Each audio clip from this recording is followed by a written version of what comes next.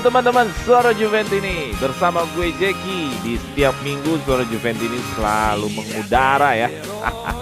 Ya, gue selalu bersama teman-teman Juventini yang lain membahas satu materi yang cukup ditunggu-tunggu ya, melawan rival abadi. Tapi sebelum kita ngomongin materi, kita mau membahas preview Juventus melawan Inter Merda atau Inter Milan. Kita kenalan dulu nih, siapakah Juventini kali ini yang akan berbicara banyak tentang preview kita kali ini. Oke, yang baju putih dulu siapa? Kita kenalan dulu. Halo, gue Todo. Salam Oke, kenal Todul. semua di podcast. Lagi ada di Oke. mana? Dari mana? Saat ini lagi ada di Ngawi, kalau asli dari Jakarta. Oke, dari Ngawi lagi tugas ya.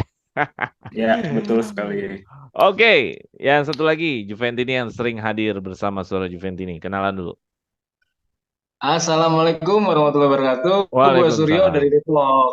Oke, Studio, thank you bisa hadir kembali di Suara Juventinis. Mungkin bagi teman-teman yang baru join pertama kali di Suara Juventini adalah sebuah channel diskusi tentang Juventus dan ngobrolin apa aja tentang Juventus, apalagi yang update-update seperti pertandingan-pertandingan itu sering banget kita bahas. Jadi kalau teman-teman stay tune di channel ini, mudah-mudahan dapat banyak informasi dan dapat pandangan dari para Juventini. Dan diskusi ini adalah diskusi menurut para fans. Oke, kita berbicara di sini bukan karena kita jago, bukan karena kita seperti pengamat, tapi kita bicara di sini karena kita suka dengan Juventus. Oke, ready nih, Todo dan Suryo Oke, nih. ready. Jadi, Ready ya? Oke, kita lihat nih Juventus vs rival terbesar yang ada di Italia, yaitu adalah Inter Milan ya. Sering kita cengin Merda ya, karena mereka tidak punya rumah, masih ngontrak. Oke, sebelum kita ngomongin Juventus versus Inter Milan lebih panjang, tapi kita lihat dulu posisi klasemen nih. Posisi klasemen sebenarnya ada di peringkat ketujuh Juventus dan secara kebetulan juga di atasnya adalah Inter.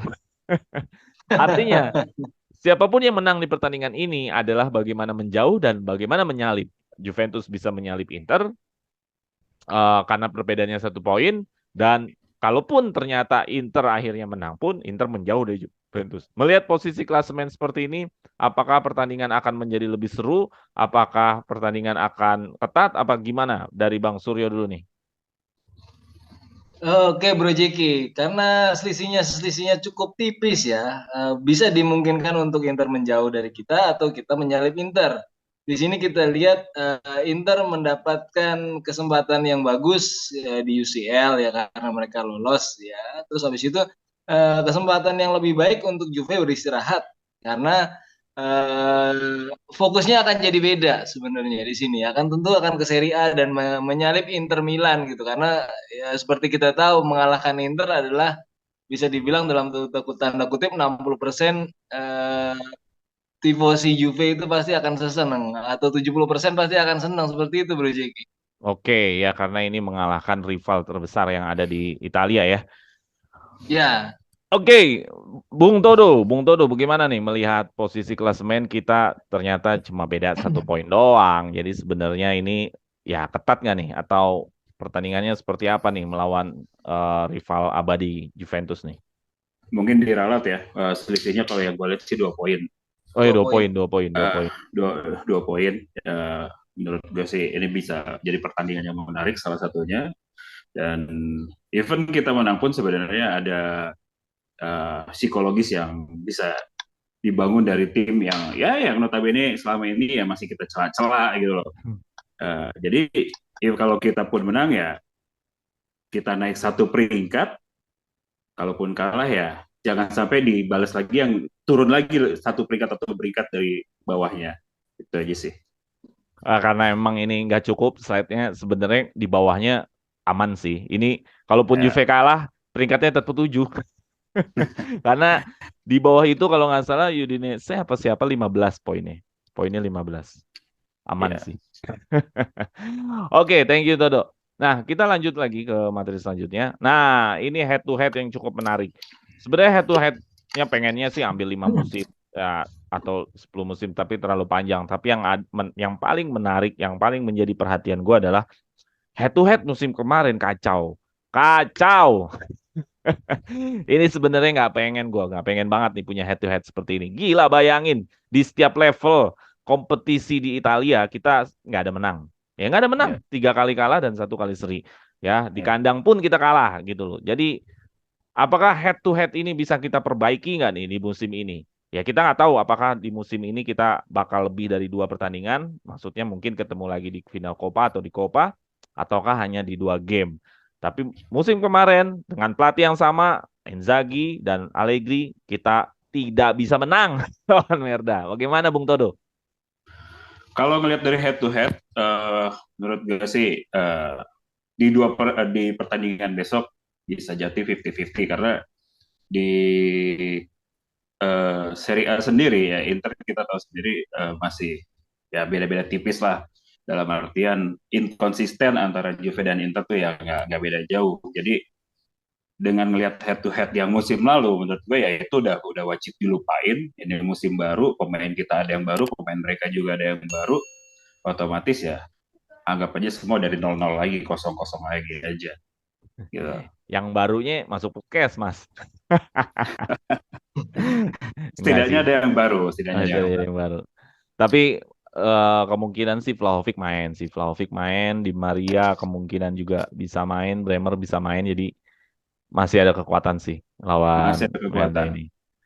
Oke Sur, Ya, gimana Sur? Waduh, musim kemarin kacau nih. Musim kemarin kacau nih. Juventus nggak bisa menang lawan Inter nih. Gimana nih Sur? Ya kalau ngeliat hasilnya kita anggap dia sekali lagi sedekah kepada Merda. Ya, di mana di Copa sendiri kan banyak kontroversi. Yang seharusnya ada ya. penalti 2 kali ya kan. Dan Juve sendiri tidak mengalami itu. Sekali lagi dibuktikan bahwa tidak selamanya Juve diuntungkan wasit. Even yang namanya orang banyak bilang Juve dibilang kekasih wasit lah atau apalah. Nggak ada itu. Buktinya kita kalah kok kita kemarin 3 kali.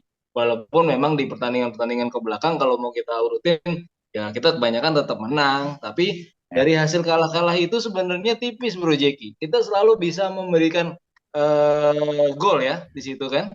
Nggak Ya. ada. Itu Artinya yang selalu ada. di home nggak ada gol. Ada sekali Ya yang nggak oke. gol. Sekali ya ada benar sekali gol. Tapi kalau ngelihat dari Bung Todo tadi ada pemain baru, progres pemain baru kita jauh lebih lebih bagus. Pagioli, kemudian Gatti, and then eh, Miretti.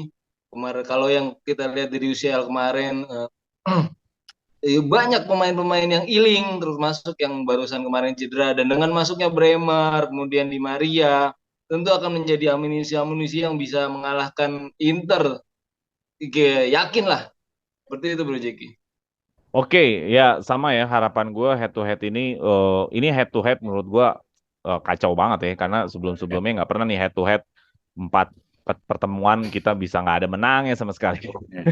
Jadi mudah-mudahan ini bisa inilah bisa apa namanya bisa bukan kita perbaiki justru di musim ini head to head milik Juventus. Ya. Amin. Oke, Oke. tadi Suryo menyinggung tentang VAR. Nah, memang benar, gue mengambil satu materi tentang VAR ini bahwa eh, nggak bisa dipungkiri bahwa di setiap pertandingan melawan Merda dari 4 game itu ada 3 kejadian yang bisa diperdebatkan. Ya, ada Ya. waktu di Super Italia, ada waktu di kandangnya Merda, ada di Coppa Italia. Rata-rata adalah penalti. Nah, jadi tagline-nya adalah VAR itu adalah musuh kami dan itu teman mereka. Jadi kesannya seperti itu. Apakah VAR Ya. ini akan menjadi andalan lagi? Jadi seolah-olah menjadi andalan nih, karena hasil 1 gol aja mempengaruhi. Buktinya kan penalti, penalti yang ada di home itu kan hasil dari 1 gol. Waktu pelanggarannya, kalau nggak salah pelanggarannya si Dumfries. Nah, ini nih ada 3 klip. Dumfries itu waktu di home-nya Juventus, Lautaro Martinez waktu di final Copa, si eh siapa ya? Desiglio ya. Desiglio Desiglio. itu waktu away ke Ya. Merda Liga Serie A. Gimana Bang Todo melihat melihat fenomena VAR ini nih? Ya, Apakah ya. jadi penentu buat Inter lagi nih? Sebenarnya sih VAR ya teknologi yang tidak bisa kita kesampingkan yang memang saat ini dibutuhkan. Cuma saat ini yang masih kita sulit pikirkan itu adalah bagaimana cara ngebaca VAR-nya itu dari sudut pandang mana. Tidak cuma sekali ini doang, tidak cuma beberapa kali ini doang kan Juve dirugikan. Contohnya beberapa match yang lalu yang seharusnya tidak offset jadi offset gara-gara VAR karena ngambil angle kameranya atau apanya serba salah. Nah, cara ngebacanya ini kan kita nggak tahu cara ngebaca VAR. Jadi otomatis salah satu poin penting ya, ini bisa pun menguntungkan kita, bisa pun merugikan kita. Otomatis ya kalau menurut saya sih ya VAR ini ya masih adalah persentase saja untuk uh, menjadi titik di mana pertandingan itu atau hasil nanti ditentukan oleh hal tersebut.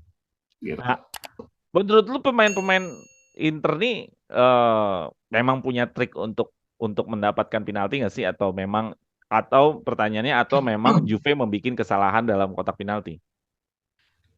Itu ada dua versi. Kalau dibilang trik iya, yang dibikin kesalahan pun iya. Tapi yang poin ketiga adalah ya cara membaca VAR itu dari sudut mana itu cara membaca. Kita kan nggak tahu. Kalau lihat dari klip yang ada di sini kayak Lautaro Martinez, itu posisinya kan dia jatuh sendiri tapi kakinya nyangkut. Kakinya nyangkut, ya kan? Kita kan nggak tahu skenario awalnya apakah emang udah diniatin atau memang tidak disengaja. Tapi kan VAR membaca itu adalah itu sebuah pelanggaran. Jadi otomatis ya masih jadi kemungkinan bukan trik, bukan juga kesalahan pemain kita, tapi ya setidaknya ya mereka diuntungkan, itu aja poinnya gitu. Oke, iya. Ya, gue mengangkat materi ini jelas diuntungkan. 3 game, 3 VAR. Dan apesnya 4 game, 3 VAR kan mayoritas. 4 game, 3 VAR, ya. Dan kita semua kebagian penalti gitu kan, dan Iya. kalah oleh karena hal itu. Oke, udah tuh ada lagi tentang VAR. Dari gue sih cukup kayaknya cukup ya. Oke, gimana Sur mengenai VAR ini nih, bahwa nggak bisa dipungkiri mereka mendapatkan poin dari VAR ini. Gimana Sur? Oke, untuk berdasarkan analisa Bang Todo tadi, apakah Lautaro Martinez itu benar-benar penalti atau enggak? Oke, let's say Lautaro Martinez itu pemain yang tricky dalam tanda kutip. Yang perlu diwaspadai adalah back kita. Back kita ini sebaiknya melakukan clearance pada saat 18 yard saja gitu. Artinya menghindari tackle-tackle yang seperti ini gitu. Karena Lautaro Martinez sendiri kita tahu dia cukup tricky. Kalaupun memang kita berdebat untuk masalah angle ataupun apapun itulah ya kan, ya kalau menurut amannya di 18 yard ke atas kiri maupun kanan itu clearance saja lah ya kan, clearance, pokoknya clearance. Jangan sampai mereka mendekat semakin dekat gitu, karena itu akan menjadi kontroversi. VAR itu memang perlu, tapi akan menjadi kontroversi lagi kalau pemain itu tambah tricky gitu. Sedangkan back-back kita sudah cukup senior, Bremer maupun Bonucci, dan gua rasa itu akan bisa gitu untuk menghindari seperti itu lagi, seperti itu Bro Jeki. Oke, ya, jadi lu lebih menitik beratkan justru kita yang lebih bersih, jangan sampai mereka ada dalam kotak penalti gitu ya. Oh iya, karena akan selalu Inter itu akan selalu memanfaatkan segala situasi ya. Mereka seperti merasa seolah-olah kubu yang selalu dalam tanda kutip ya tersalahkan wasit atau apa. Tapi kan berapa kali kita lihat dari historinya kan VAR juga menguntungkan mereka, Bro Jeki. Oke, gue sih ngeliat dari 2 klip VAR ini yang paling agak mendekati memang kita penalti Dumfries. Kalau yang Zeko sama Lautaro Martinez ini benar-benar tricky sih kalau gue lihat. Kakinya ditaruh soalnya. Kakinya ditaruh. Gitu.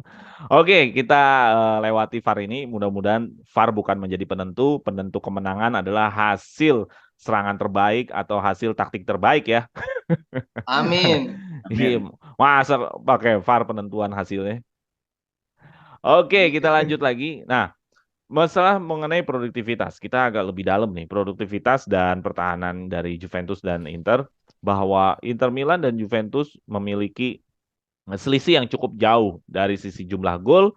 Dan dari sisi kemasukannya atau pertahanan juga lebih baik Juventus. Dan dari sisi peluang atau menciptakan peluang itu lebih baik Inter Milan. Artinya Inter Milan agresivitasnya berbahaya. Juventus pertahanannya lebih baik.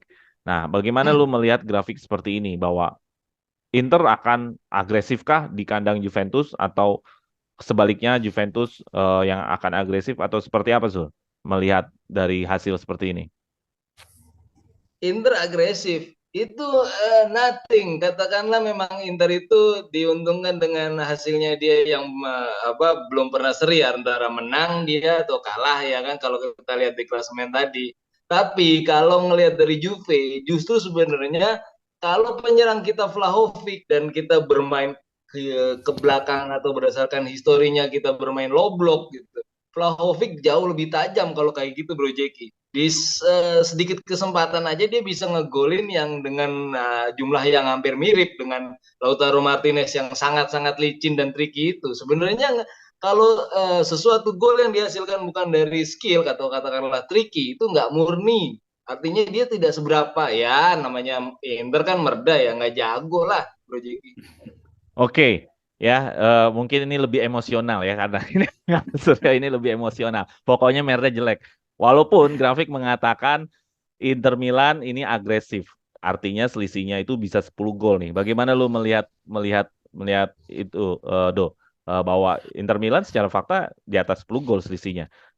Kebobolan juga selisihnya Juventus lebih baik tapi nggak sampai 10 gol. Nah, bagaimana lu melihatnya? Kalau untuk peluang membahayakan tetap masih membahayakan Inter Milan. Bagaimana lu melihatnya, Do? Ya, kalau dari gue sih ngelihatnya produktivitas gol kita memang sedikit agak jauh dibandingkan Inter. Ya, mungkin dikarenakan kreasi hasil atau chance untuk bikin peluangnya itu kita baru mengandalkan hanya Dusan, ya, atau hanya Vlahovic atau Milik. Jadi kayak tidak ada hanya dua orang itu aja lah yang kita cari untuk bikin gol gitu loh. Terlepas dari itu kan yang baru kita bisa lihat ya kemarin Kin bikin gol, Rabiot bisa 2 gol gitu kan. Tapi hal itu masih tertutupi oleh Dusan karena mungkin ya kreasinya kita aja yang masih kurang. Even kalau nanti kreasi kita semakin bagus ya selisih 10 gol ini juga akan terlewati berikutnya. Ya, apalagi mungkin ada kesempatan di pertandingan berikutnya pemain-pemain yang lagi di dalam klinik ya kan bisa kembali, di Maria bisa lebih nyetel lagi, permainan dari antar bolanya bisa sampai bikin, intinya change kita harus lebih banyak lagi sih ke depannya dibandingkan Inter gitu. Itu Oke. aja sih. Oke, Jadi kalau isu pertahanan kita bahwa pertahanan kita lebih baik, bagaimana? kalau pertahanan kita mau dari tahun ke tahun sampai sekarang pun udah ditinggal beberapa orang yang ya notabene ya kita tahu lah back-backnya Juventus siapa sih yang nggak tahu gitu kan. Lah nggak, setiap masuk Juventus backnya Juventus itu otomatis sudah jadi timnas lah gitu kan. Nah kalau ngelihat dari statistik ini pertahanan Juventus dari tahun ke tahun ya tetap merata gitu. Tetap merata dalam artian ya memang kita sulit ditembus walaupun berganti-ganti. Walaupun sekarang saat ini tinggal Bonucci yang senior, masuk Bremer, masuk Gatti, ya kan. Waktu tinggal De Ligt juga seperti itu, kita juga nggak terlalu banyak banget kebobolan. Ya sesekali memang kita kebobolannya banyak, tapi sesekali kita malah near goal gitu, tidak kebobolan atau clean sheet seperti itu. Itu aja. Ya mudah-mudahan sih memang kita nanti kan ada Bremer, memang benar-benar memberikan efek yang benar-benar berpengaruh ya. Karena ya kebetulan juga Bremer ini kan back terbaik Serie A. Gue sih pede lah kalau ada Bremer. Cuman tinggal duetnya jangan sama Bonucci deh. Ya sama Bonucci aja. Ya Bremer sama Kayaknya sih Gatti gitu, lah. kayaknya Bremer gitu. sama Gatti lah. Mudah-mudahan. Atau Bremer sama Danilo. Danilo kan masih oke. Gitu. Ya karena kadang-kadang Bisa. Bonucci bisa bikin kesalahan fatal di game-game penting gitu loh. Jadi menurut gue sebaiknya Bremer sama Gatti lah. Gatti lah atau sama Danilo. Gue sih berharap seperti itu. Oke, ini masalah mengenai agresivitas dari Inter Milan dan peluang membahayakan dari Inter Milan, bahwa Inter Milan unggul dalam sisi agresivitas, tapi Juventus lebih unggul juga dari sisi pertahanan. Jadi Pertahanan. ini agak seru ya, seru sih pertandingan. Oke, kita head to head terhadap pemain-pemain yang menjadi kunci dalam pertandingan nanti. Kalau di sisi Juventus ada Dusan, ada Milik, ini udah pasti main. Kalau Milik yang nggak tahu akan bermain bareng sama Vlahovic. Di sisi Di sisi top skornya Inter Milan ada Martinez sama Barella, ada Zeko juga masih berpengaruh. Asisnya ada Kostic, asisnya juga masih ada Barella. Jadi ini pemain-pemain kunci seperti ini apakah akan punya peran lagi nggak dalam pertandingan? Kalau dari sisi Merda dan dari sisi Juventus, apakah Vlahovic akan menjadi pemain kunci nggak nanti dalam dalam pertandingan kali ini nih? Gimana, Bung Todo? Pastinya, karena kita punya striker itu minim banget. Jadi otomatis sampai Vlahovic nggak main itu skeptis juga sih kalau gue bilangnya. Vlahovic nggak main bisa-bisa kita nggak ada gol. Ya, itu dari menurut gue. Jadi dengan adanya Vlahovic, otomatis back-backnya Inter pasti ya agak-agak takut mengerikan gitu lah ya kan. Hmm. Nah, cuman tinggal siapa yang mau ngasih dia bola seperti itu. Apakah bola itu akan nyampe ke Vlahovic? Selama bola itu akan nyampe ke Vlahovic, ya back-backnya Inter ya santai aja gitu. Ah, bolanya nggak nyampe nih, ya kan? Jadi otomatis ya pasti sih ketika ya seperti tadi Om Surya bilang, Vlahovic itu dengan ya peluang chance yang sedikit aja dia bisa bikin gol. Jadi sampai Vlahovic nggak main itu udah pasti minus buat kita. Tapi dengan adanya Vlahovic udah pasti nilai plus buat kita, buat Juventus otomatis seperti itu. Oke, terus dari sisi Merda, benarkah pemain-pemain ini yang membahayakan Barella, Martinez? Martinez Barella ya kita tahu dari tahun ke tahun, dari tahun kemarin sama tahun ini Ada Hakan ya juga. ada uh, chance yang untuk bikin kita acak-acakan gitu loh. Ditambah juga Hakan ya, kalaupun Hakan bisa dimatikan, ya dua orang ini masih bisa masih main enak karena kan Hakan ini juga bisa ibaratnya dia kalau di tengah dia udah dimatiin mungkin bola dari samping gitu kan buat ke mereka karena mereka kan tipe-tipe yang cut inside dibandingkan Vlahovic yang benar-benar target man gitu loh. Jadi memang tiga orang itu Martinez, Barella, Hakan itu masih yang membahayakan juga buat kita. Jadi tinggal pinter-pinternya aja pelatih kita itu buat ngatur gimana buat jaga ini, jaga ini gitu aja sih. Oke, thank you Om Todo. Sur, gimana Sur melihat head to head antara pemain yang produktif ya dari sisi Juventus ada Vlahovic, Milik dan Rabiot, dari sisi asisnya juga pemain tengah ada Kostic, Cuadrado dan Danilo, serta diperbandingkan sama pemain-pemain Merda. Gimana Sur? Nah, kalau kita lihat di sini kan kuncinya tiga. Barella, Hakan, Calhanoglu, sama Lautaro Martinez. Ketika cut inside itu tidak bisa dilakukan oleh Martinez, otomatis yang perlu Juve lakukan adalah membuat kerangkeng di tengah seperti itu, Bro Jeki. Jadi kalau kita bisa lihat based on historinya, Hakan itu kalau sudah kepres, dia bisa nervous. Kalau teman-teman ingat lawan Milan, ya dia seolah-olah memberikan umpan. Nah, dari situ kita lihat Juve punya gelandang-gelandang yang kuat. Locatelli, katakanlah Rabiot, itu zona markingnya memang harus benar-benar ketat gitu di tengah gitu. Jadi kalau bisa mengecil dan memberikan kesempatan ke Kostic untuk masuk dari kiri, kemudian Di Maria masuk dari kanan, Bremer itu sendiri harus bertipikal agak jauh dari 18 yard supaya antisipasi kalau memang presnya kita ini yang mengecil yang kita harapkan ya. Itu nanti ada bola lompat atau katakanlah bola terobosan dari bawah. Nah, seperti itu Bro Jeki. Oke, jadi lebih ngepres pemain-pemain penting ini ya. Iya, karena dari situ ketahuan gitu bahwa sumbernya mereka memang dari cut inside. Kalau Juve bisa katakanlah lini kiri atau di sini ada transisi yang sempurna antara Sandro dengan Kostic atau lini kanan katakanlah memang Danilo dan Di Maria seperti itu akan lebih enak karena cukup dikerangking di tengah makin kecil Hakan Calhanoglu akan nervous dengan sendirinya Barella insya Allah mentalnya akan down ya. Ya seperti itu bro. Kita main dari lini kiri dan lini kanan. Transisinya harus sempurna tapi ya di sini ya. Saling melengkapi ke kiri, ke kanan, umpan, gol yang kalau kita tahu sedikit agak nyinggung di UCL kan Cuadrado masuk sampai mencari ruang agak ke tengah gitu. Jadi nggak terlalu mengharapkan dari kanan untuk langsung umpan lambung seperti itu bro Jeki. Oke. Oke, Kalau gue sih melihatnya yang bahaya itu Barella sama Hakan ya. Kalau Hakan itu dia shoot jarak jauhnya bagus. Nicola Barella itu juga punya shoot jarak jauh juga bagus. Kedua juga Barella ini juga bisa cari ruang atau berani penetrasi. Jadi selama dua Barella Hakan ini bisa dimatikan ya masih aman lah Juventus sih.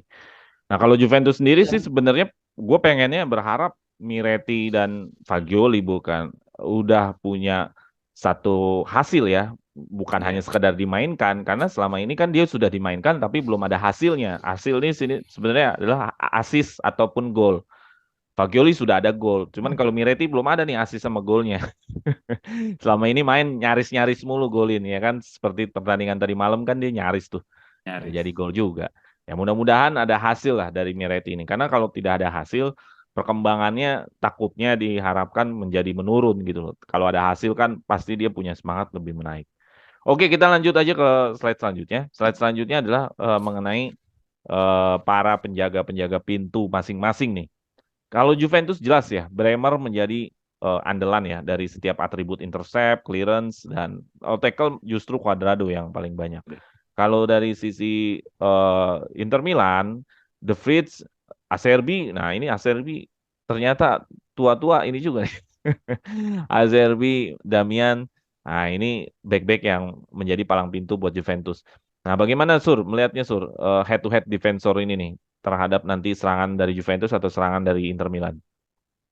Yang gue bilang tadi Bro Jeki, kalau kita memang di sini based on datanya kita lihat clearance-nya Bremer itu luar biasa, ya kita harus mengurung Inter di tengah. Kalau bisa makin kecil makin kecil. Jadi Barella itu tidak punya kesempatan nafas, Hakan Calhanoglu tidak punya kesempatan nafas sama sekali dan bisa bisa bergerak agak bebas di tengah, kemudian Vlahovic ya kita tahu dengan kesempatan yang kecil dia bisa ngegolin seperti itu Bro Jeki. Nah, kalau misal memang backnya mereka katakanlah lebih bagus ya, walaupun gue nggak percaya sih lebih bagus, ya biasa-biasa aja gitu kalau menurut gue, karena dari mereka sendiri kan kalau mereka potensinya atau cenderungnya menyerang, sebenarnya kemampuan backnya mereka nggak terlalu bagus. Kalau dari Juve sendiri kan dari data yang sudah sedikit kebobolan Juve seperti itu Bro Jeki.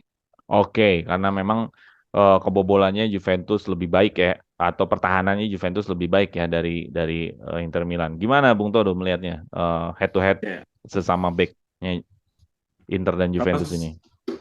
kalau sesama back sih ya, kalau dari segi data statistik yang kita lihat ya, Juve lebih bagus lah dibandingkan Inter, karena ya tapi yang jadi persoalan adalah ketika melawan kayak pemain-pemain cepat seperti Martinez atau Barella, ya kita tahu yang dia handle bolanya lumayan bagus. Ya seperti kata Om Surya tadi, kita harus kasih tidak memberikan dia ruang untuk cut inside, dalam artian bola-bola tusukan dari atau bola-bola terobosan dari pemain-pemain tengahnya Merda. Ya kalau emang hanya melawan orang lari, ya mendingan kan kita nungguin tuh bola gitu loh. Jadi kalau ngeliat datanya sih kayak clearance-nya Bremer kan di angka 3,6 dibandingkan Acer di 3,3, otomatis ya kayak Bremer itu ya udahlah orang-orang terakhir aja gitu yang istilahnya ya bola datang buang kayak gitu. Nah, jadi saya sih setuju dengan omongan Om Surya yang istilahnya membatasi pergerakan pemain tengahnya Merda untuk berkreasi lebih enak gitu. Oke, oke. Ya, jadi intinya adalah tentang ruang ya, memperkecil Ya, ruang supaya tidak banyak pergerakan. Iya Bro Jeki, karena Bremer sendiri walaupun memang tipikalnya agak ke build up atau back modern, tapi di sisi lain Juve punya Gatti. Gatti itu lebih ke back yang seperti Chiellini gitu ya. Dia nggak terlalu jauh-jauh dari yang Bung Todo tadi sebut. Ya sebaiknya jangan jauh-jauh dari kotak penalti gitu, karena antisipasinya itu Bro Jeki. Oke, ya ya. mudah-mudahan Tambahan juga sih, gimana? tambahan juga kayak successful tackles kita, intersepsi kita tuh jauh banget gitu kalau dibandingkan dari dilihat dari statistik ini ya. Karena kalau untuk tackle ini dengan angka Juan cuma 1,4 dibandingkan dengan Darmian 2, itu otomatis ya untuk pengambilan bola tackle itu kadang ya kayak kemarin aja deh kita lihat berapa kali kita ngambil bola ternyata yang kena kaki, ya kan, kartu kuning, ya kan. Jadi otomatis daripada kita nge-tackle orang, yang mendingan ya mempersempit ruang geraknya aja gitu.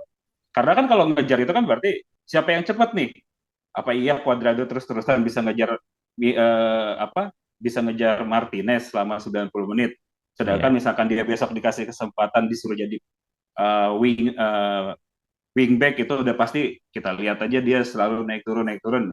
Nah, itu nggak pinter sih, maksudnya kalau kita harus coba-coba untuk ngambil tackle. Jadi better ya mempersempit ruang gerak, menjadi supaya Bremer dan Gatti pun leluasa, atau Danilo pun misalkan kita pakai tiga back, trio backnya itu lebih enak karena dibantu oleh 5 pemain tengah yang istilahnya ya udah mempersempit ruang geraknya pemain-pemainnya Merda sendiri sih. Oke. Oke, itu ya tadi ya tentang head to head sesama back ya. Nah, artinya seharusnya Juventus bisa menunjukkan kapasitas backnya ya, karena kan udah jelas bahwa Juventus hari ini yang punya pertahanan terbaik untuk melawan Merda. Oke, kita lanjut lagi mengenai line up. Line up kalian gimana nih? Apakah kalian punya line up tersendiri atau copy paste aja dengan line up yang ada? Ini line up terakhir melawan PSG dan ini line up terakhir melawan Munchen. Ya, kita nggak tahu lah ya Merda nanti pakai line up apa. Cuman yang pasti kalau melawan PSG kita line up-nya adalah 3-5-1-1. Nah, dari lu Do, apakah lu punya formasi ideal, keinginan dan line up-nya seperti apa? Back-nya, kipernya, tengahnya, kiper sih kayaknya pasti Szczęsny. Kiper sudah pasti Szczęsny lah. Gak mungkin tiba-tiba turun Perin atau Oke. Pinsoklio. Oke, kalau lo ada punya kesempatan bikin formasi dan line up dari Juventus untuk melawan Merda, siapa yang akan lo persiapkan? Ya, kalau gue sih berharapnya tetap Formasi. 3-5-2, formasi Tetap 3-5-2. Ya Oke. kan, dari backnya itu ya Gatti, Bremer, Danilo. Gatti, Oke. Bremer, Danilo. Oke, terus di winger kanannya mungkin ya kita nggak ada pilihan lainnya saat ini ya Cuadrado. Tidak ada Oke. pilihan lain. Iya, Tidak ada iya, iya. pilihan lain. Dan tiga center midfieldnya itu ya kalau Paredes sehat sih Paredes, Locatelli sama Rabiot. Dan Hmm. kanannya dan kirinya udah pasti Kostic. Dua di depannya itu better sih karena ini termasuk kita bisa bilang big match ya. Hmm. Vlahovic dan Milik harus main tandem gitu. Oke. Milik sama Vlahovic ya. Ya, Oke, itu berarti ya formasi lo ya 3-5-2 juga ya tetap ya. ya Oke. dengan melihat komposisi saat ini ya 3-5-2 karena nggak mungkin bisa tiba-tiba dibikin 4-4-2 dengan menurunkan Chiesa yang kita baru tahu baru sembuh ya, Ya kayaknya dia it's bakalan impossible masuk gitu masuk sub aja sih dia. ya. Masuk Ya, cadangan aja sih. Oke Sur, gimana formasi dan line up lo Sur untuk mempersiapkan melawan Inter Milan ini? Ya, kalau untuk lawan Inter Milan, karena gue tadi menganalogikan untuk pressing di tengah, setuju dengan Bung Todo, 3-5-2. Karena cukup berbahaya membiarkan Barella dan Hakan Calhanoglu itu di tengah. Kita perlu lebih banyak gelandang. Kalau perlu memang ditambahkan di tengah jadi 3-5-2, ya 5-1-1 aja nggak apa-apa sih sebenarnya. Karena milik itu nanti akan bersiap menyambut bola limpahan kalau kita benar dalam disiplin memainkan pressing di tengah ya. Seperti itu Bro Jeki, 3-5-2. Oke, line up-nya siapa? Untuk line up-nya Danilo, Gatti, kemudian Bremer. Untuk kipernya, gue boleh punya pendapat pribadi. Nggak boleh, ya boleh lah. Gue agak beda sama Brotodo tadi. Gue lebih ke Ah, Perin sih. hmm, Somehow kalau gue pribadi lebih senang ke positioningnya dibanding dengan refleksnya. Kemudian limanya itu kita nggak punya pilihan. Memang Cuadrado, asalkan dia tidak harus bermain terlalu sering atas bawah ya. Kalau Allegri itu cerdas, memainkan pemain mudanya harus lebih maju dibandingkan dengan menit 70 yang kemarin kita ganti. Thomas Barbieri, kemudian satu lagi itu siapa tuh namanya, Barbaro Ceda ya. ya. Eh, Ya, seperti itu 3-5-2. Milik dan uh, Kean nggak apa-apa sih sebenarnya Bro Jeki untuk penyerang, untuk merusak konsentrasi back aja gitu. Karena Kean sendiri punya body balance yang cukup dan sorry teman-teman Juventus ini kalau memang ada yang nggak suka sama Kean, Tapi insya Allah sih bisa ngacak-ngacak juga itu 35 Dio. Fagioli, Miretti, Loka, kemudian sebelah kirinya Kostik, Burjeki. Berarti Rabiot lu nggak main. Enggak. Oke. Kalau Rabiot tuh susah diganti sama Allegri. Dibanding Betul, lo betul, betul. Locatelli masih mungkin Sebenarnya sih iya. dicadangin sama Allegri. Tapi Rabiot ini paling sulit. Rabiot, Cuadrado kayaknya dapat stempel sampai kalau tiket Dufan tiket tahunan tuh. Tiket terusan ya. Tiket terusan, tiket tahunan, semusim dia pasti main. Iya benar. Yang zaman sekarang Kalau tiket nggak tahun. kalau nggak cedera ya. Iya, ya lihat Jadi aja mana jadi gimana. jadi mau doain cedera apa doain main terus nih? Atau Rabiot, bisa Cuadrado itu pasti main terus sudah. atau bisa digabung juga sih kayak kemarin Sole itu bisa ngacak-ngacak lini tengahnya PSB itu oke juga kalau kita ngelihat di CL kemarin Sole Hmm. yang Ciesa kemudian di tackle di tengah ya Iya, iya, iya. Bujiki. Kalau gue 4-3-3 gue berharap masih tetap balik lagi ke defaultnya Allegri. Allegri punya Oh punya apa khasnya 4-3-3. Ini kan 3-5-2 karena situasi-situasi kayak cedera apa segala macam kan. Gue sih iya masih benar. berharap 4-3-3 aja ya. Dan gue berharap Cuadrado udah back sayap aja, nggak usah jadi penyerang sayap. Back sayap Cuadrado, duetnya Bremer Gatti, back kirinya atau back kanannya Danilo, ya kan? Gitu loh. Terus juga tengahnya Fagioli, Rabiot sama Locatelli, Miretti. Miretti mungkin bisa bisa main di sayap kanan, penyerang sayap kanan. Terus eh, ada si Kostik sama Vlahovic. Jadi depannya mendingan Miretti aja sama Kostik sama Vlahovic. Kalau mau mengeksplor Miretti ya. Mungkin Miretti kemarin ke sekarang masih belum gol-golin juga karena posisinya terlalu di belakang striker. Cuman mungkin kalau sejajar mungkin akan lebih lebih hidup lagi kali ya. Gitu sih. Mungkin. Miretti ini punya punya potensi sih. Dia berani penetrasi. Ini satu satu perbedaan yang paling mencolok. Sebenarnya yang Dan semoga berani penetrasi Cuadrado, cuman kan masalahnya Cuadrado ini timingnya nggak pernah jelas ya antara mau ngoper kapan, mau ngesut kapan gitu. Masalahnya di timing. Mental penetrasinya udah bagus. Karena kalau nggak ada yang penetrasi terus mau nyerangnya bagaimana? Passing-passing long passing kan yang ada keblok terus kan. Tetap harus ada pemain yang punya atribut penetrasi. Yang bagus penetrasinya Miretti. Cuman Miretti ini sayangnya selalu tendangannya aduh lebar kiri kanan. Selalu mungkin dengan selalu dapat dia ruang buat ngesut. Cuman sayangnya shootnya tuh nggak ada yang jadi gol itu aja sih. Iya sih kayak mungkin kayak dengan kemarin pas hmm, mungkin kalau gue lihat juga sih sebenarnya Miretti potensi, Fagioli potensi, tapi ya kayak kita lihat aja lawan Empoli berapa peluang yang Miretti. Ya mungkin eh, jam terbangnya kan karena ini season juga kan baru mulai lah. Anggaplah kita anggap baru mulai ya kan masa transisi dari orang-orang baru yang baru masuk dan dari start awal Miretti sering kita bolak-balik ganti antara Miretti sama Fagioli atau Sule atau siapapun. Jadi dan untungnya Miretti itu udah berapa kali udah jadi line up, udah beberapa kali jadi line up dan ya tinggal jam terbangnya aja lagi tambah ya. Dia semoga aja bisa bikin gol atau gol perdananya dia ya di big match kayak gini. Jadi pas Mantap. ketemu ketemu tim-tim yang lainnya udah bisa lebih tenang lagi ya kan. Iya. Kita lihat lawan Empoli selalu udah posisi kosong melambung jauh ya kan, siapa tahu hokinya ketika lawan Merda kayak gini dia bisa bikin gol, ah, pasti bakal meningkat lah. amin. Iya. Amin, amin ya robbal alamin. Dan semoga golnya Fagioli waktu lawan Lecce bisa menginspirasi Miretti juga untuk melakukan tendangan yang seperti itu. Iya. Karena Fagioli itu atributnya bukan penetrasi. Jarang banget Fagioli penetrasi. Yang Ya, atributnya penetrasi itu ya justru Miretti. Dan gue suka Miretti. penetrasinya bagus. Cuman ya masalahnya kan belum ada gol itu. Masalahnya belum ada gol. Kenapa gol ini menjadi penting? Ini kan jadi kayak bahan bakar buat pemain muda kan. Ketika lo disiram bensin lagi panas-panasnya kan makin menjadi. Bener nggak? ya, Jadi Tuh. bahan bakar gitu loh.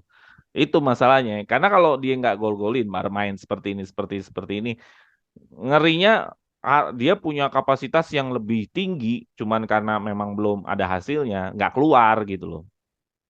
Dan ekspektasi orang pasti akan bikin tekan dia gitu kan dari Iya, segi iya psikologis gitu. ya kan.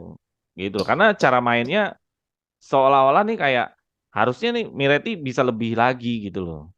Ya. Gitu. Oke, itu aja kali Juve Inter.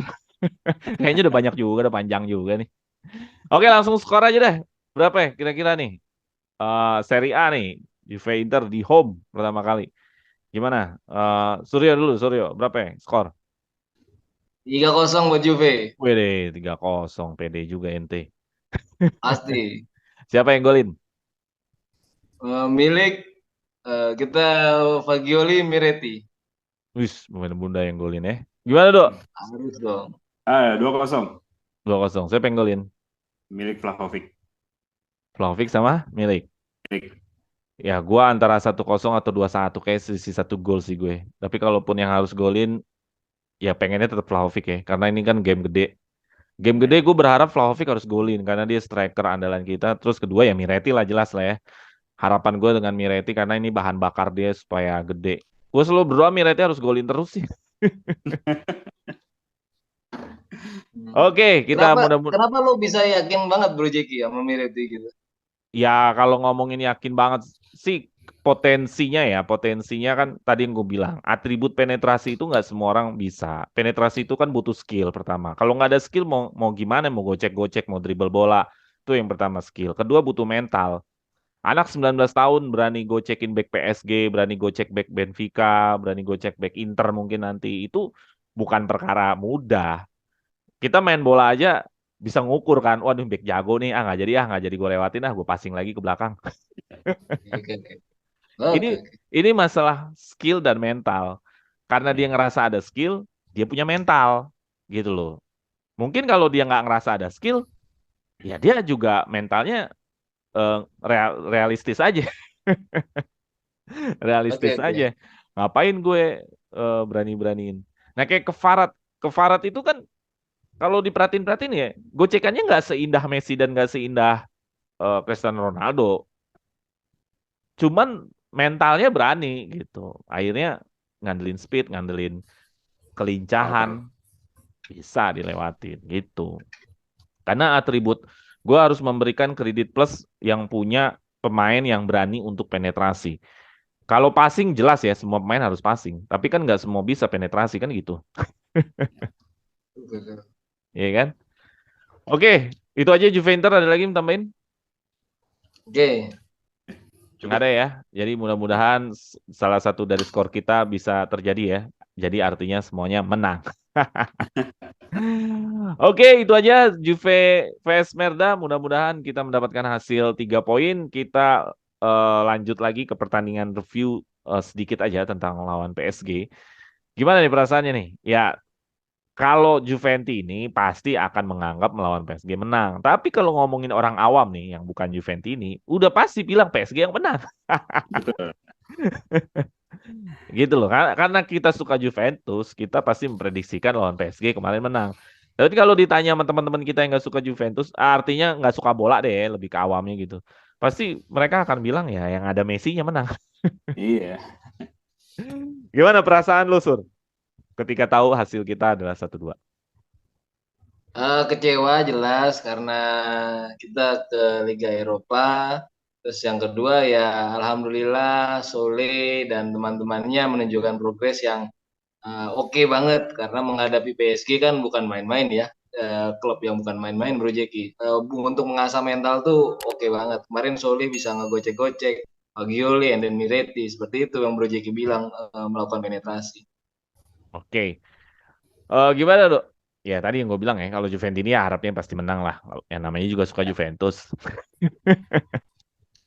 Dibilang sedih sih sedih, cuman untungnya kan masih bisa di posisi ketiga. Dan di pertandingan kemarin itu ada beberapa pemain yang gue lihat kayak ya calon-calon regenerasi lah gitu.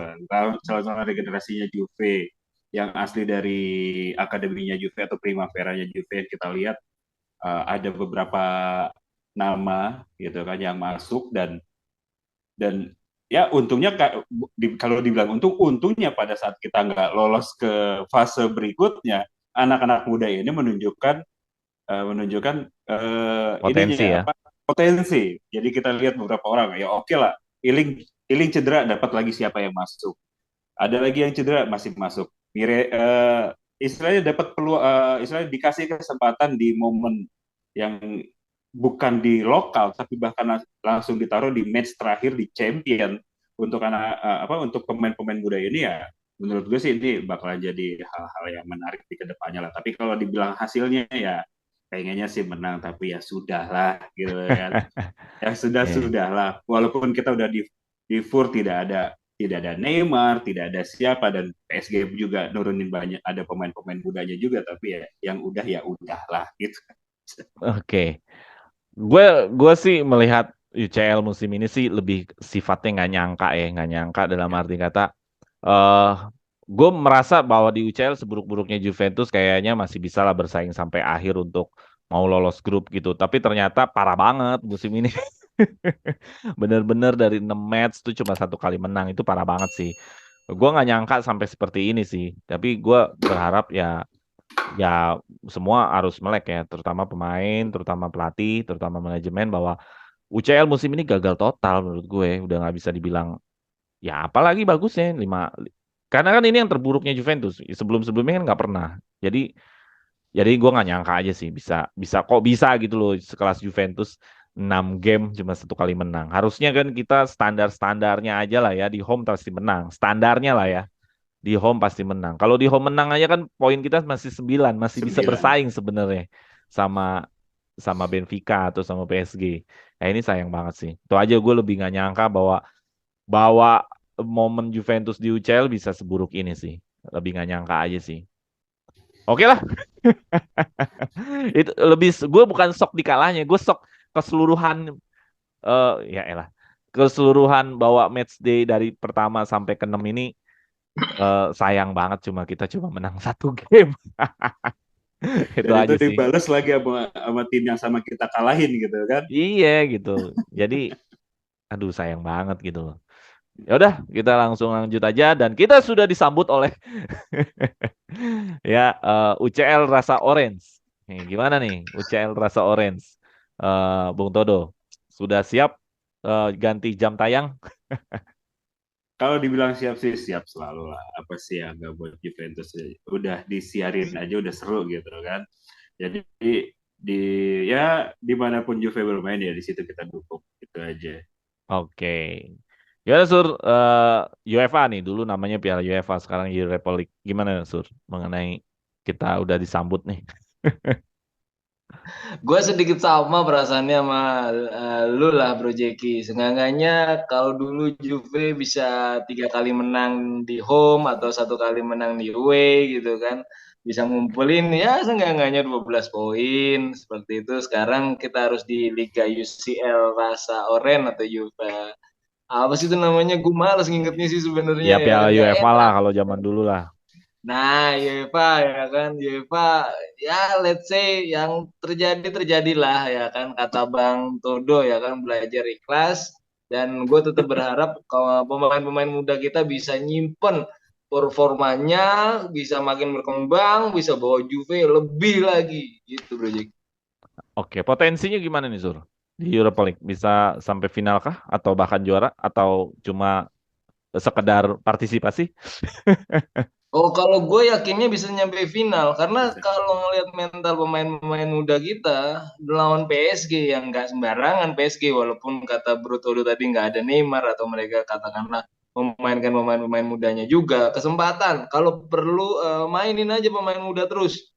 Gue yakin sih bisa nyampe final. Insya Allah. Amin. Oke. Gimana Bung Todo potensinya nih kita di UCL rasa orange nih? Ya, yang pastinya sama kayak Bro Surya, ya kan. Pengennya sampai final. Ya siapa tahu dari Juve juara Europa League, bisa tahun berikutnya Juve juara UCL. Who knows siapa yang tahu. Amin. Hmm. Ya Ya, kan? ya, Tapi ya. setidaknya untuk kali ini kita main di UEFA rasa orange, ya kita tampilkan aja yang terbaik ya. Kalau emang bisa di mixing dengan pemain yang muda ya udah mixing aja lah, kalau emang hasilnya bagus. kenapa harus mempertahankan yang udah-udah gitu loh. Iya, Kalau iya, iya, emang iya. yang udah bisa lebih istilahnya saat ini yang tua ngegendong yang muda, udah yang muda aja yang lain lari-larian, yang tua mah udah tinggal passing-passing bola aja gitu. Iya, iya, iya. Ya, gue faktanya begini, fakta menariknya ya. Di di UEFA League ini atau Piala UEFA ini, Juventus lebih banyak tropinya dibanding UCL. Emang iya. Piala UEFA kita tropinya 3, di UCL kita 2. Itu dengan situasi 9 kali final. Ya, gue berharap kalau di istilahnya apa kebetulan-kebetulan atau teori nyambung-nyambungin, kali aja rezekinya di sini. Gitu. Oke, itu dia kita sudah disambut oleh UCN Rasa Orange dan ada kejadian menarik waktu lawan PSG adalah Chiesa sudah hadir nih. Jauh dari jadwal yang dijadwalkan katanya mungkin sampai awal tahun depan ternyata udah ketarik sampai sini nih. Gue sih ngelihatnya ya ya karena pemain yang lain juga nggak ada sih. Jadi Chiesa main sih.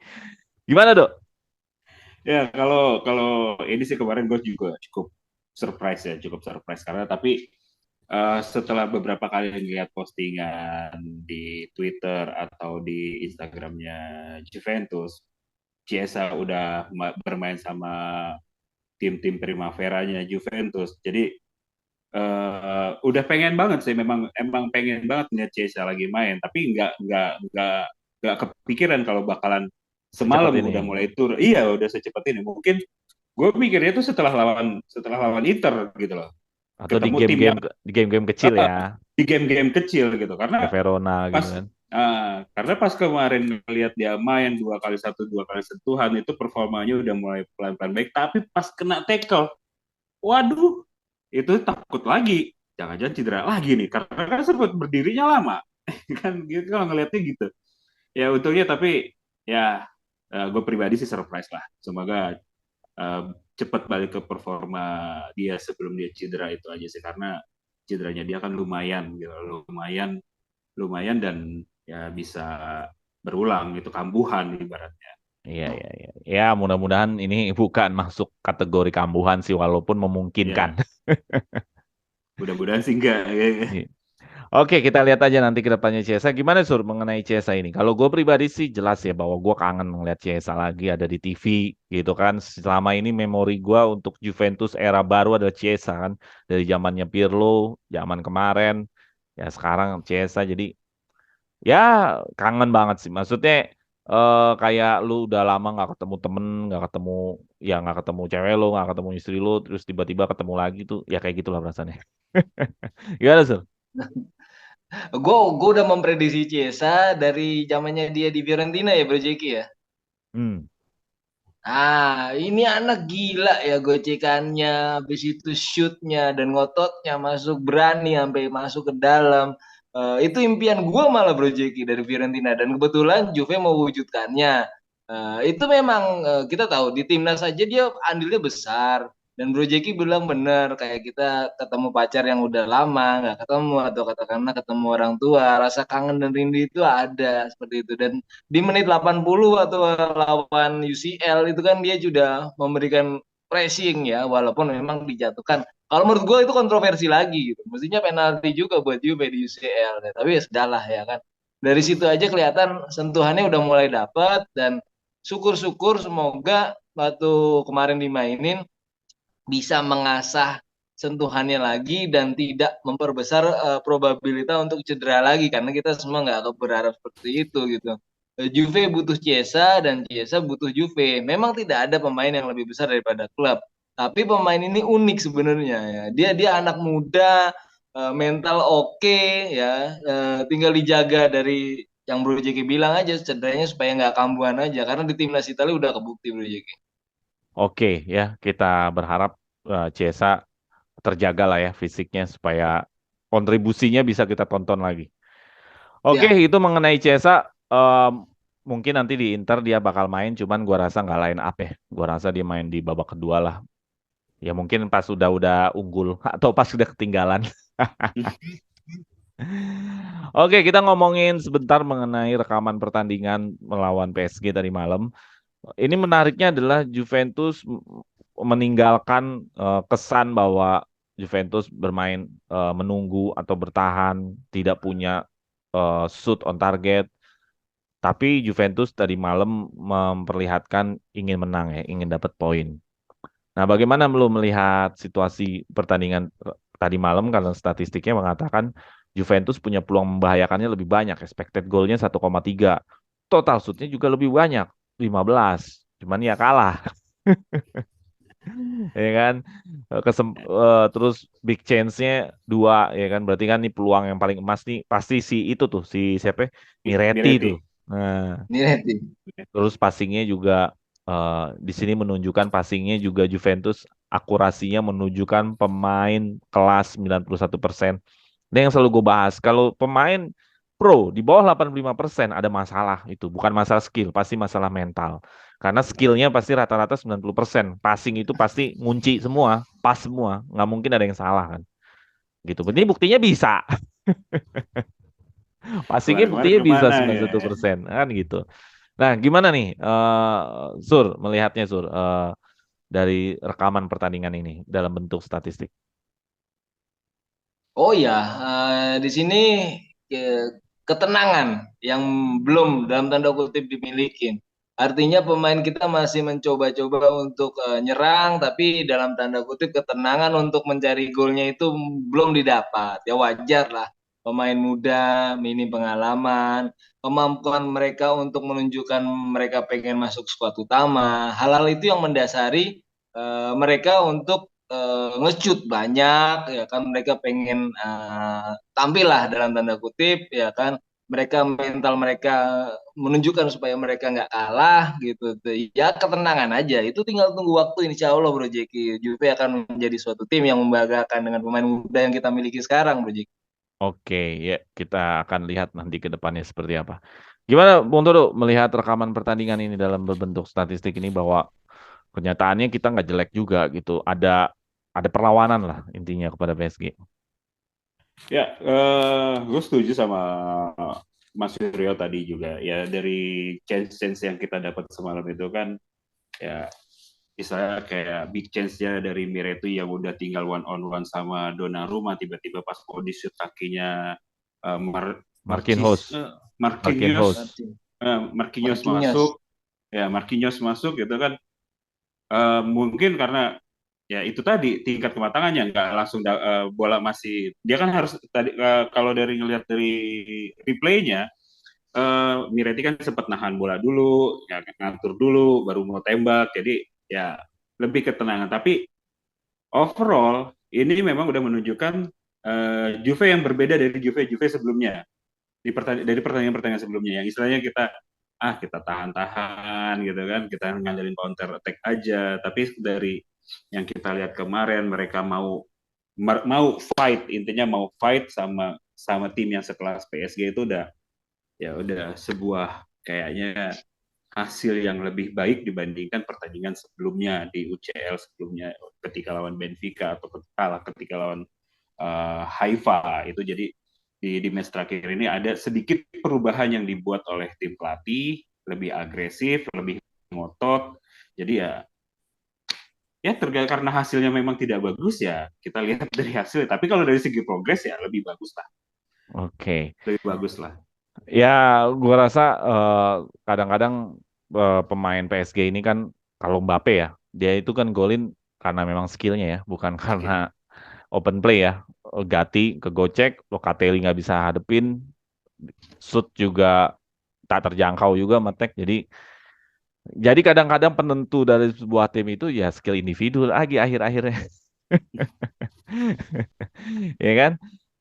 Terus juga terus juga memang udah harus ada regenerasi. Kayaknya Cuadrado nggak bisa main 90 menit deh. Itu udah ngos-ngosan gol kedua, gua ngeliatnya yang ketinggalan ya sama gitu. sama Nuno Kayaknya Mendes Nuno Mendesnya baru masuk lagi. iya Kayaknya memang Cuadrado itu mainnya jangan 90 menit deh. Ini masalahnya Cuadrado Cuadrado ini kan mobilitasnya tinggi gitu kan. ya. Penetrasi sampai ke depan, balik lagi. Nah, ini yang jadi masalah. Dia fisiknya mampu nggak 90 menit. Nah, ternyata kemarin bener dieksplor abis sama Nuno Mendes. Ya kan? Dia agak renggang, Mbappe umpan terobosan, Nuno Harus free. Mendes sudah colong start, si itunya juga nggak bisa ngejar, udah. Nah, ini yang menjadi catatan nanti Juventus untuk ketika di Europa League atau nanti di Serie A adalah melawan pemain yang punya skill-skill hebat. Nah, ini yang agak-agak harus di apa ya, latihannya harus diintensifkan gitu loh. Kelincahan-kelincahan dari back-backnya Juventus harus ditingkatkan lagi. Karena lu ya terbukti hanya sekali goyang aja Mbappe bisa ngerubuhin Gatti, sekali goyang Messi bisa ngelewatin satu pemain. Jadi memang penting untuk pertahanan Juventus dilatih lagi menghadapi pemain yang skillnya tinggi-tinggi kayak yang PSG ini.